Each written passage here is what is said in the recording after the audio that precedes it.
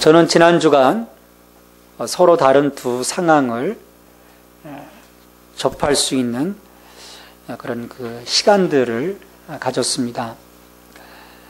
하나는 모든 사람들이 다 어렵다고 하는데 이게 포기하지 않고 기도해서 응답받은 그런 상황이에요. 저희 부부와 함께 식사를 하면서 집사님 한 분이 간증을 하셨어요. 이분의 남편은 치과 의사입니다. 평택에 있는 한 그 치과 병원을 인수하면서 이제 새로 개업을 하게 되는데 알고 보니까 잘못 인수한 거예요. 지역에서 그 위치가 병원이 될 만한 곳이 아니었습니다. 이 의사 동기들, 지인들이 난리가 났어요. 너 거기 왜 얻었냐? 너 이제 망한다. 여기에 놀란 집사님이 이미 손을 쓸 수 없지 않습니까? 다 인수했는데, 병원은 시작해야 하는데, 집사님이 이 병원을 통해서 하나님의 놀라운 역사가 일어나기를 하나님께 간절히 기도드렸어요. 하나님, 믿는 우리들, 남편 목사의 아들이고 믿는 우리들인데 주님 이거 되겠습니까? 하나님 여기에 보내주신 것도 뜻이 있는데 되게 해주십시오. 기도한 거예요. 놀랍게도 집사님이 기도한 대로 하나님께서 좋지 않았던 병원을 하나 둘씩 어떤 상황들을 바꿔주시고 모든 사람들의 예상을 깨고 병원이 유지되는 정도가 아니라 그 지역에서 소문난 병원이 되도록 하나님이 만들어주셨다는 거예요. 또 한 자매는 성경 공부를 하는데 그런 간증을 하는 거예요. 여동생이 사업을 하고 있어요. 미국에 사업을 하는데 한국에 이 계약권 그 성사를 위해서 들어왔는데 상황이 거의 99% 계약이 성사될 수 없는 그런 상황이었다는 거예요. 가족들은 다 실망하고 이제 안 됐구나. 어쩔 수 없지. 그러고 있을 때 이 자매가 그냥 기도하기 시작한 거예요. 하나님, 좀 이 불신자 가족들에게 좀 하나님의 역사하심을 좀 보여주십시오. 99% 안 될 이 계약권이 기적처럼 이 자매가 기도한 대로 이루어졌어요. 그러고 나니까요, 이 가족들이요, 좀 뭔가 힘들고 어려운 일이 생기면 자매한테 그런 기도를 부탁합니다. 야, 너 좀 한번 하나님께 기도해봐라. 좀 잘 되지 않겠냐. 제가 접하게 된 또 다른 상황은 기도가 정말 응답되지 않는 그런 암울한 상황이었어요. 이 자매는 하나님께 기도했지만 번번이 기도에 응답이 없었다는 마음을 갖고 있었습니다. 아니, 오히려 기대했던 일들이 틀어져 버려서 번번이 마음만 상했어요. 뭔가 될 것 같았는데, 뭔가 이루어질 것 같았는데 번번이 안 되는 거예요. 그럴 때마다 자매는 하나님께서 자기를 버리신 것이 아닌가라는 생각까지 할 정도였습니다. 이 자매에게는 안타깝게도 하나님께 아무리 기도해도 들어주시지 않는다는 이유로 기도는 필요 없는 것 아닌가라는 그런 그 생각, 그리고 하나님을 향한 그 이미지가 부정적인 생각으로 각인되어 버린 거예요.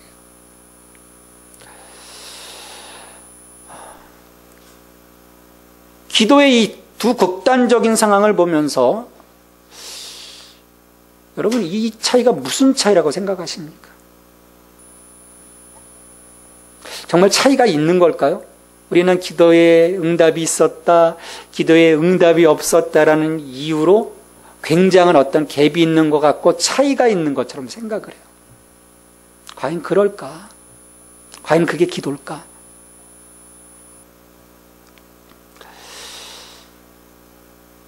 좀 그런 오해를 가져요. 하나님께서는 예뻐하시는 자들의 기도는 척척 들어주시고 좀 그렇지 못한 자들, 그런 자들의 기도는 길을 막고 계시는 것은 아닐까.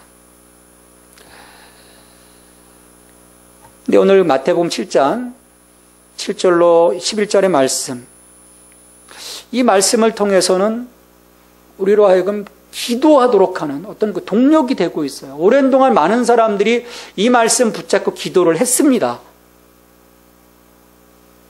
그렇지만 그런 그 기도의 동기가 될 만한 굉장한 말씀 우리가 받았음에도 불구하고 여전히 많은 사람들은 기도에 대한 좌절을 맛보고 있어요. 어떤 사람은 몇만 번 기도에 다 응답받았다. 와, 야, 이거 볼 때마다 우리는 그냥 힘들어지는 거예요. 나는 기도해도 하나님 그냥 묵묵부답이신데. 그로 인해 안타깝게도 기도를 우리가 멈춰버리곤 합니다. 왜 이와 같은 일들이 분명 약속을 주셨음에도 불구하고 번번이 우리의 삶 속에서, 우리의 신앙 속에서 일어나고 있는 걸까? 마태복음 7장 7절로 이 11절의 말씀은 산상수훈에서 기도에 관한 첫 번째 교훈이 아니에요.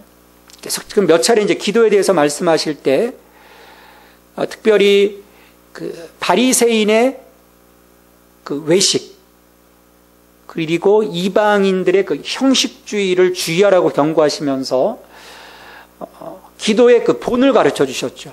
주기도문을 가르쳐 주셨어요. 그리고 오늘 본문에서는 기도에 대해서 말씀하실 때 상황이 어떤 상황이었는지 우리가 좀 볼 수 있어야 합니다. 예수님이 산상수훈에서 바리새인보다 더 나은 의에 대해서 지금 말씀을 하고 계십니다. 그리고 그 가운데 어떤 계속적인 더 나은 의를 이야기하시면서 마음의 문제, 재물의 문제, 관계의 문제, 감정의 문제 등에 대해서 말씀을 하시는 이 과정 속에서 지금 이 끝무화무리 속에서 이 기도를 지금 말씀하고 계시는 거예요.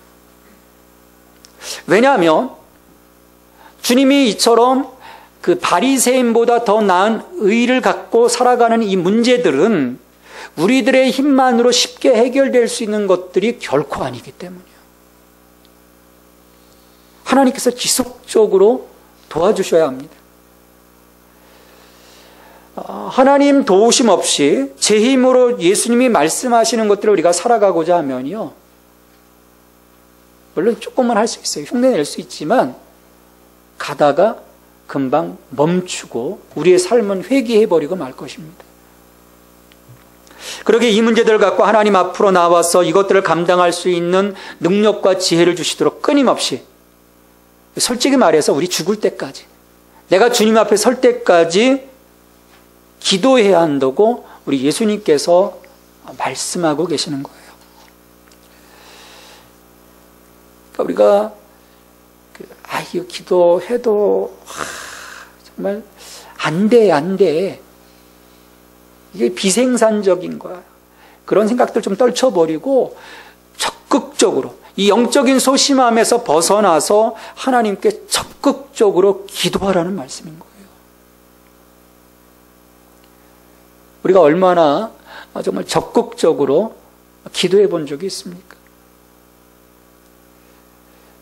모든 것을 아시는 하나님이시니 알아서 해주시겠지 하는 생각도 버리고, 내가 좀 어찌해보려는 생각도 좀 버리고, 정말 하나님께 내 마음 드리면서 그분이 행하실 것에 대한 기대를 갖고 기도해보라는 거예요. 오늘도 예수님께서 말씀하십니다. 구하라, 그리하면 너에게 주실 것이요, 찾으라, 그리하면 찾아낼 것이요, 문을 두드리라, 그리하면 너에게 열릴 것이니라. 오늘도 우리에게 말씀하십니다. 지속적으로 말씀하세요.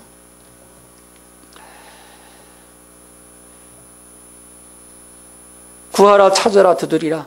이 말씀은요, 우리가 충분한 끈기와 열정으로 기도하기만 하면 그 어떤 것이라도 얻을 수 있다고 단정적으로 약속하는 것처럼 보입니다.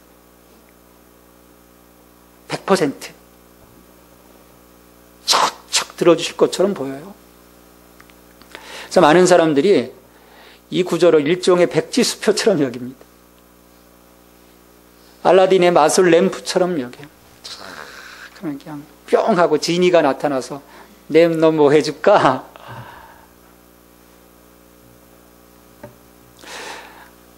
누구나 그의 영혼의 상태나 그의 생활의 태도가 어떠하든지 간에 그가 원하는 만큼 정확하게 써놓을 수 있고, 또한 그가 이처럼 하나님의 은혜의 보좌 앞에 나타나기만 하면 하나님께서 받아주시기로 약속하신 일종의 백지수표라고 생각을 하는 거예요. 하지만 이 말씀은 결코 모든 이에게 주는 백지임장, 백지수표가 아닙니다. 우리가 너무 잘못 가르쳐 왔고 너무 잘못 이해해 왔어요. 그래서 많은 그리스도인들이 기도가 망가진 거예요. 이 명령에서 주목해야 하는 것은요, 기도의 자세와 마음의 문제입니다. 참된 기도는 공경에 빠진 영혼이 기교 없이, 여러분 내가 힘들어 죽겠는데, 아파 죽겠는데, 쓰라린데 언제 기교 부릴 수 있겠어요? 바리새인처럼 언제 외식할 수 있겠습니까? 이방인들처럼 어떻게 그 형식에 매달리겠어요? 기교 없이, 꾸밈 없이, 억제할 수 없이 외치는 음성이 하나님과 우리 사이에 나누어지는 기도여야 합니다. 우리 요즘 꼬마들이 있어요. 도원이, 주원이. 뒤에 도원이가 있는데, 도원이가 배가 고파서 엄마한테 젖달라고 할 때 기교 부리든가요? 그냥 울어제낍니다. 원초적으로 울어제껴요. 그게 기도라는 거예요. 기도는 절박한 영혼이 부르짖는 갈망의 소리입니다. 우리가 간절히 원하는 모든 갈망에 대하여 만족을 얻기 위해 그것을 주시는 하나님께 마음을 돌리는 것이 기도인 것이죠.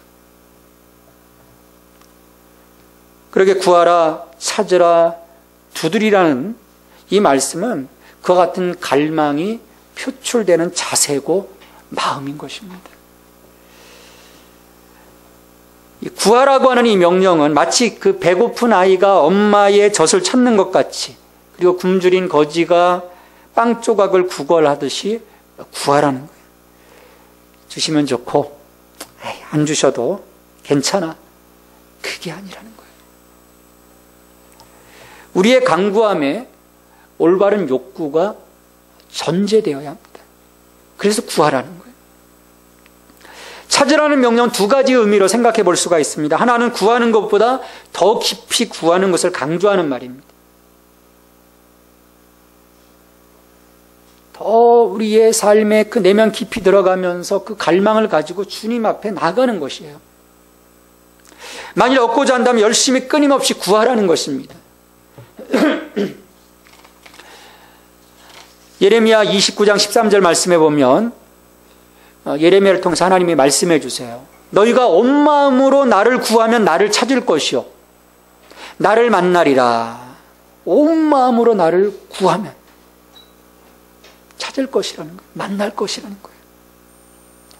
다른 하나는 이 말이 구하는 것의 범위를 더 확장해 주는 것입니다. 그러니까 찾는 것이 구하는 것보다 범위가 더 넓고 적극적이고 능동적이기 때문에요.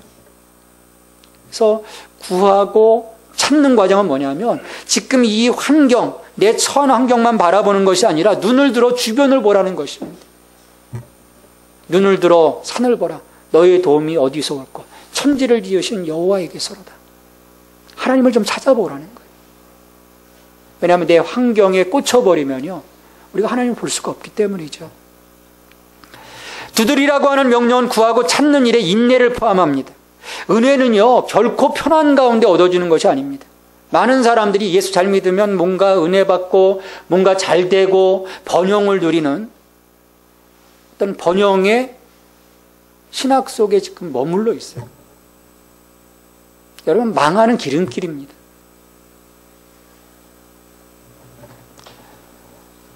두드리라고 하는 명령은 마치 열심히 구하고 찾는 자가 이제 막 닫힌 문 앞에 이른 상황과 같은 거예요. 막 구하였어요. 찾았어요. 그래서 마침 야 여긴가 하고 왔는데 문이 꽉 닫혀버린 거예요. 예수님은 그렇다 손 치더라도 실망하지 말고 두드리라는 것입니다. 끊임없이 두드리라는 거예요. 이때는요, 마치 하나님이 우리를 외면하시고 자신을 감추시고 우리로 하여금 그에게 접근하지 못하게 하는 것처럼 보이는 때입니다. 옛날 그 서방교에서는 이러한 상황을 영혼의 어두운 밤이라고 해요. 밤이 왔다는 거예요. 깜깜한 거예요.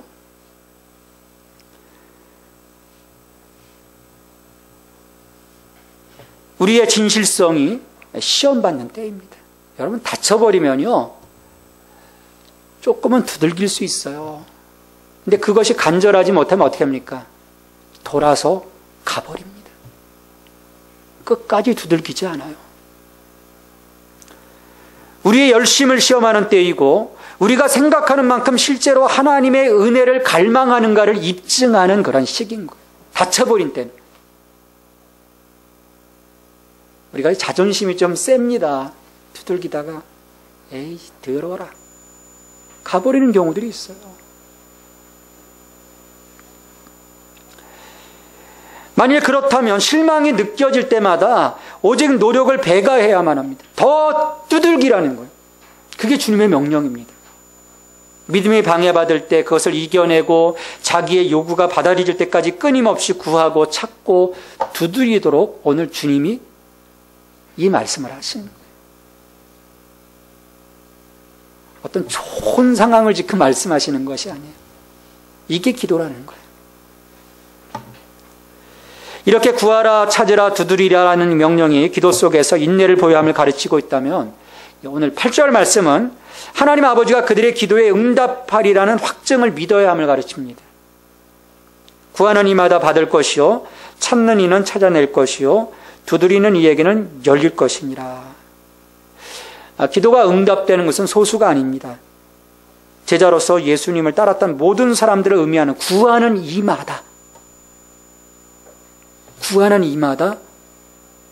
얻을 것이다. 응답이 있을 것이다. 지금 말씀하고 계세요. 자, 이렇게 간절히 지속적으로 응답하리라는 확정을 갖고 기도하면 하나님께서 그 간구하심에 응답하신다는 예수님의 말씀. 그것이 오늘 8절 말씀입니다. 정교개혁자 깔뱅은 말하기를 우리 기도가 상달될 것이라는 충만한 확신보다 더 우리의 기도를 일으키기에 적절한 것은 없다라고 말했어요. 여러분, 분명한 그 확신, 아버지 하나님이 주실 거야라고 하는 100%의 확신이 있으면요, 어떻게 돌아서서 가겠습니까? 계속 두들기는 거죠.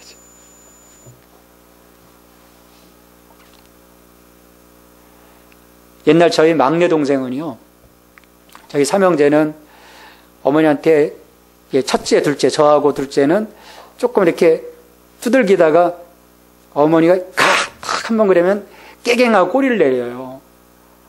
근데 저희 막내는요, 와, 끝까지 100%예요. 저희 어머니가 그 일하시는 곳까지 쫓아가서 문 앞에 서 있는 거예요. 줄 때까지. 그리고 속이 뒤집어지셔가지고 결국 바라는 대로 해주셔요. 저는 그걸 보면서 좀 우리가 여러분, 그게 쪼잔한 걸까요? 하나님 앞에서? 결코 아닙니다. 그 손해보는 게 아니에요. 내게 그런 그 확신이 있으면요, 끝까지 가는 것이죠. 그렇지만 약속의 말씀과 달리 우리들 대부분은 기도한다고 해서 우리가 구하는 것을 항상 얻을 수 없음을 경험적으로 또 알고 있어요. 약속은 있는데 우리의 경험을 보면 하나님이 안 들어주시는 것 같단 말이에요. 여기서 우리가 참으로 주의해야 할 것은 기도가 하나님을 조종하여 우리의 이기적인 욕망을 채우려는 수단으로 사용되어서는 안 된다는 점입니다.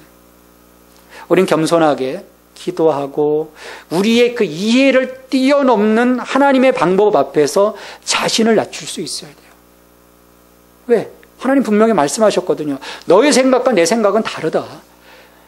내가 바라보는 것과 하나님이 바라보시는 것은 다르다는 거예요.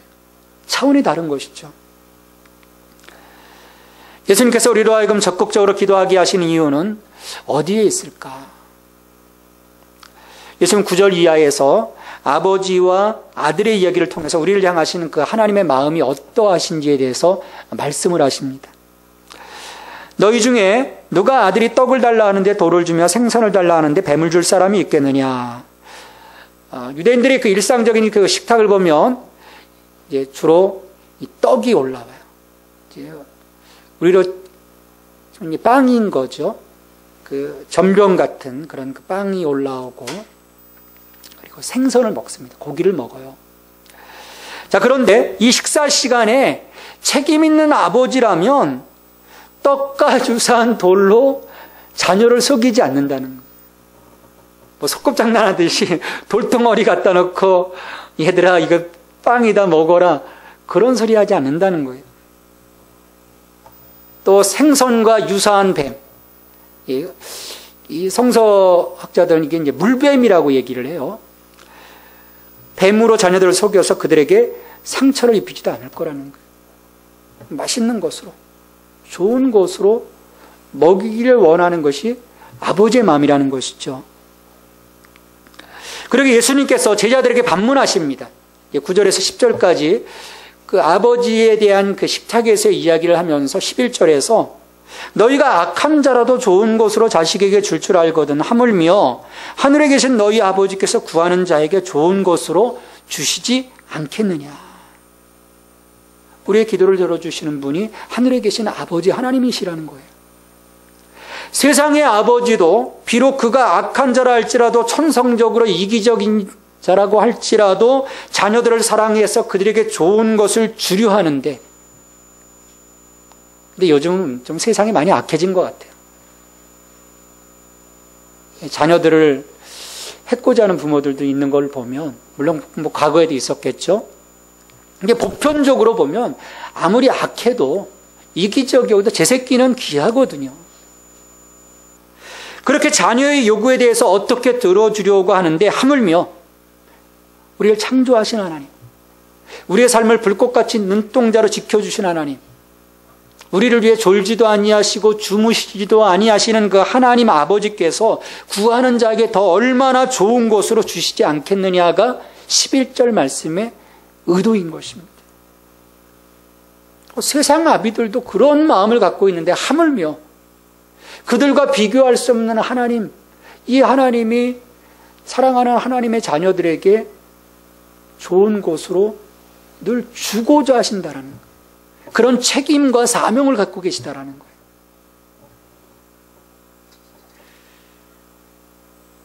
여러분, 여기에 대한 확신이 있으면요, 우리의 기도가 달라집니다. 기도가 달라져요. 기도의 내용이 달라집니다. 이처럼 기도는 우리에게 하나님이 필요하다는 것과 우리가 겸손히 하나님을 의지하는 것을 나타내도록 하나님께서 친히 택하신 방법이에요.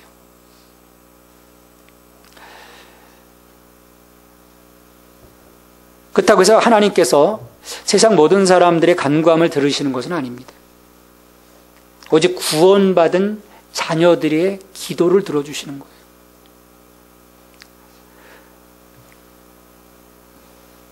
옆에 지나가는 사람이 갑자기 뭐 요구한다고 해서 우리가 들어주는 거 아니거든요. 상황을 모르거든요. 하나님 아시기 때문에. 어제 저녁에도 갑자기 전화가 왔어요. 모르는 전화였어요. 누구 이야기를 대고 어머니가 죽으셨고 자기가 아프고 내가 지금 힘드니까 얼마를 도와달라는 거예요. 막 나열하고 무슨 뭐 어느 학교 얘기하는데 제가 전혀 모르는 거예요. 제가 도와줄 수가 없는 거예요. 그래서 어느 교회 다니느냐? 그랬더니 파주 문산교회를 다닌다는 거예요. 파주 문산교회 목사님께 전화해서, 너를 아시는 목사님께 전화해서 너의 사정에 대해서 이야기해봐라. 안내를 해주었어요. 물론 제가 도와줄 수도 있지만 그건 큰 도움이 될 수 없기 때문이죠. 내가 그 사람을 모르는, 그 사람을 몰라요. 알지 못해요. 국어라는 거지도 우리가 알지 못하기 때문에 100원 한 장 던져주고 1000원짜리 한 장 던져줄 뿐입니다. 우리가 안다면, 그를 사랑한다면 100원짜리 하나 던져주겠습니까? 1000원짜리 하나 달랑 던져주겠습니까? 그렇지 않아요. 내어주거든요. 바로 하나님이 그러시다는 거예요. 하지만 사람들은 이것을 잘 믿으려고 하지 않습니다. 이성적으로 볼 때 기도가 불필요한 것이 아닌가 많이 생각을 해요. 많은 크리스찬들이 그렇습니다. 그래서 기도 안 해요. 너희가 1시간도 깨어서 기도할 수 없었더냐라고 했지만 1시간 어떻게 기도합니까? 30분 기도하기도 힘들고 20분 기도하기도 힘든데. 또 우리 주위를 둘러보면요, 많은 사람들이 기도하지 않고도 잘 지내는 것을 볼 수 있기 때문에 더 사람들이 그래요. 참 재미있죠? 기도 안 해도 다 잘 삽니다. 벼락 안 맞고 돈 잘 벌고 잘 먹고 잘 입고 잘 살아요. 기도하지 않고도 우리가 기도로 얻는 것과 똑같은 것을 얻고 누리고 살아갑니다. 일상의 삶에서도. 아니 반대로 우리는 기도로 구해도 얻지 못하는데 저들은 기도 없이 척척 잘 얻는 것처럼 보일 때도 많아요. 이처럼 하나님이 구하지 않는 많은 사람들에게 주신다는 이유로 기도가 불필요하다고 주장을 하는 사람들이 있어요. 여러분 어떻게 생각하십니까? 기도가 불필요합니까? 기도 안 해도 잘 사는데. 사람들이 기도를 하든 안 하든, 사람들이 믿든 안 하든 하나님이 특정한 선물을 주시는 것은 사실입니다. 우리가 보편적으로 이 창조 세계에서 누리는 것들은 다 기도하든 안 하든 다 누려요. 숨쉬고 살아갑니다. 기도 안 한다고 해서 숨 막혀 죽나요? 하나님이 호흡을 주셨어요. 숨쉬고 살아갑니다. 기도 안 한다고 우리가 깜깜한 어둠 속에 있나요? 아니요. 빛이 있어요. 환한 도시를 거닙니다. 모든 사람에게 비를 내려주시고 풍성한 열매를 맺는 계절을 주셔요. 자신의 해를 악인과 선인에게 똑같이 비추신다고 하셨습니다. 하나님은 어머니가 아이를 임신하고 출산하게 하십니다. 직장 가서 돈 벌게 하세요. 학교에 다니게 하십니다. 이 모든 선물들은 사람들이 그들의 창조주 하나님을 인정하든 안 하든 그분께 기도하든 안 하든 상관없이 주어지는 환경 상황들입니다. 보편적으로 다 이렇게 하나님의 은혜를 누리고 살아가요. 물론 세상 사람들은 그것이 하나님의 은혜라고 생각을 하지는 않지만, 하지만 여러분 하나님 구속의 선물은 다릅니다. 지금 예수님이 뭘 말씀하시는 것인지를 우리가 봐야 돼요. 하나님은 모든 사람에게 똑같이 구원을 주시지는 않습니다. 구원 이후에 받는 축복들, 예수님과 하나님 아버지가 자기 자녀들에게 주시기를 원하시는 좋은 것도 마찬가지예요. 예수님께서 여기서 말씀하고 계시는 것은 단순히 물질적인 축복이 아닌 영적인 축복을 말하는 것입니다. 날마다 제사함 받는 거, 악으로부터 구원받는 거, 하나님의 샬롬, 믿음이 자라가는 거, 소망과 사랑, 바리새인보다 더 나은 하나님 나라의 의를 살아가는 것. 그리고 무엇보다 이 모든 것을 다 이루어갈 수 있도록 하시는 그 하나님의 포괄적인 축복인 성령님의 내주하심. 이것들은 반드시 기도를 통해서 주어지는 거예요. 주님이 어디에 초점을 맞추고 계시는지를 우리가 볼 수 있어야 합니다. 그러면 우리가 일용할 양식을 위해서 기도하는 거 그건 뭡니까? 라고 질문을 던질 수 있어요. 일용할 양식을 위해서 기도하라고 하셨잖아요. 일용할 양식을 구하지 않아도 세상 사람들은 더 잘 먹고 잘 사는데 왜 이것을 기도하라 하셨을까? 우리가 기도해야 하는 것은요, 일용할 양식을 구하지 않으면 굶주릴까 두려워서가 아니에요. 그런 두려움 때문에 우리가 일용할 양식을 위해서 기도하는 것이 아니라 궁극적으로 그것이 하나님으로부터 온다고 하는 것을 알기 때문에 우리가 기도하는 것입니다. 또한 우리가 하나님의 자녀로서 그분께 물리적으로 의존하고 있음을 늘 인정하는 것이 믿음 안에서 가장 적절한 자세이기 때문에 우리가 기도하는 거예요. 정확히 말하면 우리가 하나님을 내 삶에서 하나님으로 인정하기 때문에 기도하는 것입니다. 달라고 기도하는 것이 아니야. 그분을 인정하기 때문에, 어떤 분이심을 내가 알기 때문에 기도하는 것입니다. 하지만 우리가 제사함과 악에서 구원받는 것을 위해 기도하는 것은 이런 그 선물들이 기도에 대한 대답으로만 주어지기 때문입니다. 그러므로 기도는 불필요한 것이 결코 아닙니다. 반드시 구하고 찾고 두드려야 하는 것입니다. 기도 가운데 제기되는 또 다른 문제는 하나님이 구하는 많은 사람들에게 주시지 않기 때문에 기도가 비생산적이라는 것입니다. 제가 앞에서 말한 기도가 응답되지 않은 이 자매의 음성일 수도 있어요. 좋은 사람 만나 결혼해달라고 기도했는데 또 잘 안 됐어. 기도해도 소용없네. 우리가 그렇게 말할 수 있다는 거예요. 그뿐 아니라 나의 상태가 이전의 상태보다 더 악화되었다고 말하는 것을 들을 수도 있습니다. 기도했는데 병이 안 나요. 죽을 수도 있어요.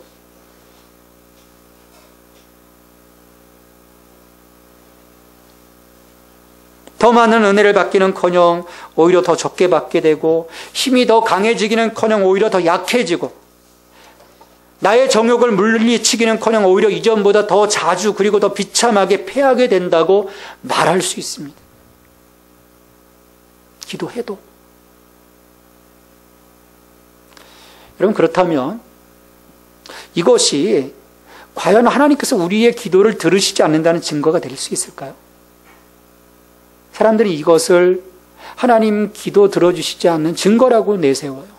이거 뭡니까? 하나님 기도 안 들어주시는 거 아닙니까? 서두에서도 말씀드렸듯이 사람들은 종종 기도를 무슨 마술램프처럼 생각하는 경향을 갖고 있습니다. 예수님이 말씀하신 것은 무조건적인 약속이 아님을 우리가 기억해야 합니다. 구하라 그리하면 너희에게 주실 것이라는 약속이 어떤 단서 조항도 달려있지 않은 절대적인 서약이라고, 두드리라 그리하면 너희에게 열릴 것이다라는 말이 예 없이 모든 닫힌 문들이 열리는 주문이라고 생각하는 것은 어리석은 일이라는 것입니다. 우리가 그렇게 믿고 있기 때문에 쉽게 응답되지 않는 기도에 대해서 좌절하고 시험에 드는 거예요. 많은 사람들이 시험에 듭니다. 응답 안 하시니까. 하지만 아버지 하나님은요, 우리에게 절대 해로운 것은 주시지 않습니다. 설사 우리가 그것을 절박하게 반복해서 구할지라도 절대로 해로운 것은 주시지 않으세요. 왜냐하면 그분이 자녀들에게 좋은 것만을 주신다는 단순한 이유 때문입니다.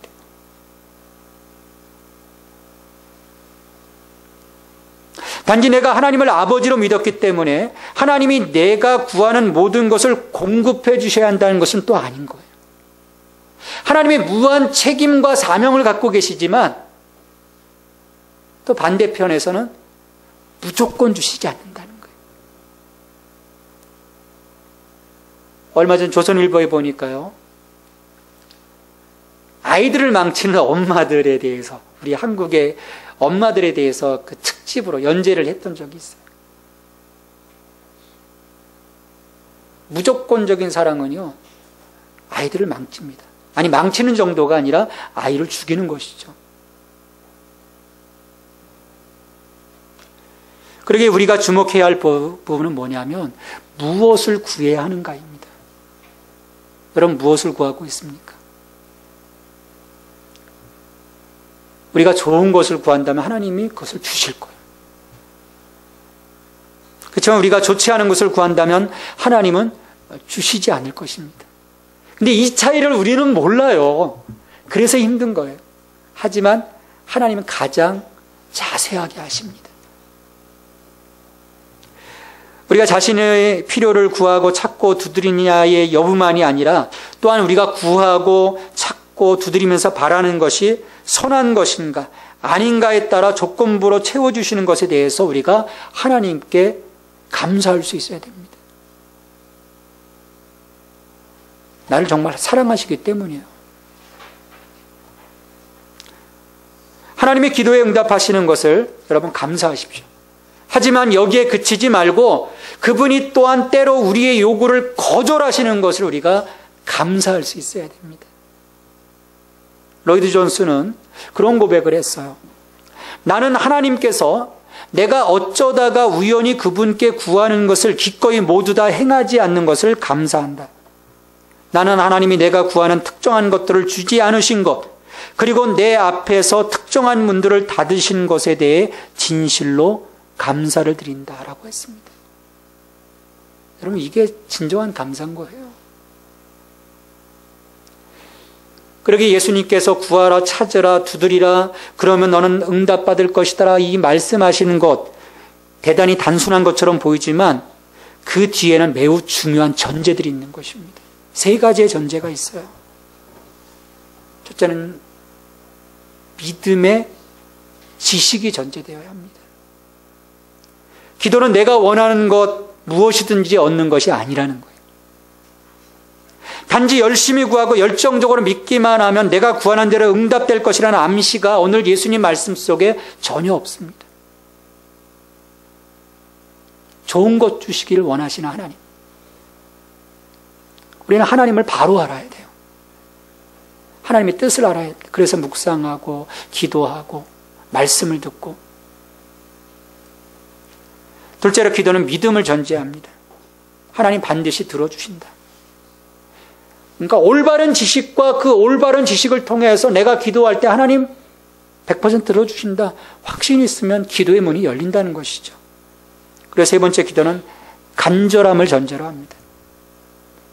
내가 분명한 하나님에 대한 지식을 갖고 있고 그분의 선하신 뜻을 따라 내가 기도한다면 지금 당장 닫혀 있는 것 같지만 그 간절함을 가지고 끝까지 나아갈 때 기도의 문이 열린다는 것이죠. 여러분, 단순한 원칙이지만 이 원칙을 우리가 지키지 못할 때가 많기 때문에 여전히 닫혀 있습니다. 여러분, 여십시오. 기도의 문을 여세요. 우리 하나님은 열기를 원하십니다. 열어주시기를 원하세요. 좋은 것 주시기를 원하십니다. 우리 하나님은 좋으신 아버지 하나님이십니다. 그분께 구함으로 얻지 못할 것은 아무것도 없어요. 그러나 만약 구하고도 얻지 못했다면 그분이 우리 아버지가 아니시기 때문이 아니라 우리 아버지시기 때문이에요. 저희 아들 녀석이 어렸을 때 정말 애한테 필요 없는 거, 좋지 않은 거 달라고 할 때 저는 거절했습니다. 끝까지 거절했어요. 좋은 것은 좋거든요. 아버지니까. 내가 나쁜 아빠였다면 다 줬을 거예요. 그래, 먹고 떨어져라. 좋은 아빠이신 하나님께서는요, 아니라는 거예요. 구하라, 찾으라, 두드리라.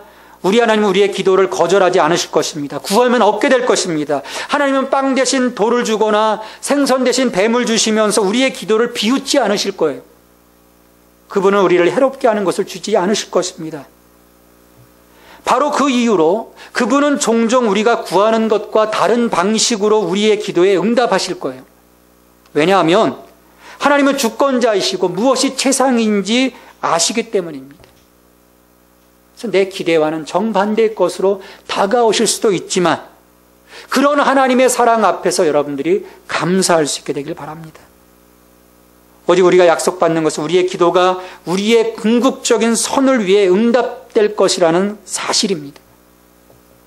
이것을 믿고 기도할 때 기도는 우리를 살리는 영의 호흡이 될 거예요. 우리들의 인생이 달라질 것입니다. 하나님께서 우리에게 좋은 것들로 채워주시는 참으로 복 있는 인생을 살아가게 될 것입니다. 하나님 아버지 감사합니다. 오늘도 저희들과 함께 하시고 비가 오는 이 아침 주님 사모함으로 나오게 하시니 감사를 드립니다. 저희들 가운데 함께 하시고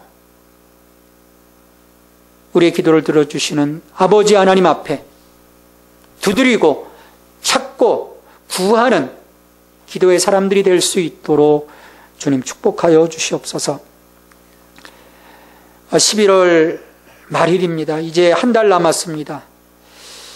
이 2014년 남은 한 달을 주님 돌아보면서 이제 하나님과의 온전한 관계들을 이루어갈 수 있게 하여 주시고, 더욱더 기도에 힘쓰면서 다가올 새해와 또 지난 날들에 대한 아버지 하나님 우리들의 자신을 돌아보면서 하나님께 온전하게 설 수 있는 저희들이 될 수 있도록 도와주시옵소서. 우리의 기도를 통해서 저희들의 인생이 달라지기를 원합니다. 하늘의 능력으로 채워지기를 원합니다. 신령한 삶을 살아가기를 원합니다. 구별된 삶을 살아가기를 원합니다. 아버지 하나님, 저희들을 세상의 빛과 소금의 삶을 살아갈 수 있도록 구별해 주셨는데, 세상보다 더 나은 의를 살아가도록 저희들을 세워주셨는데, 주님, 다른 것을 할 수 없사오니 오직 기도에 힘씀으로써 이 모든 것들을 이기고 나갈 수 있도록 도와주시옵소서. 이 모든 간구를 예수님의 이름으로 기도하옵나이다. 아멘.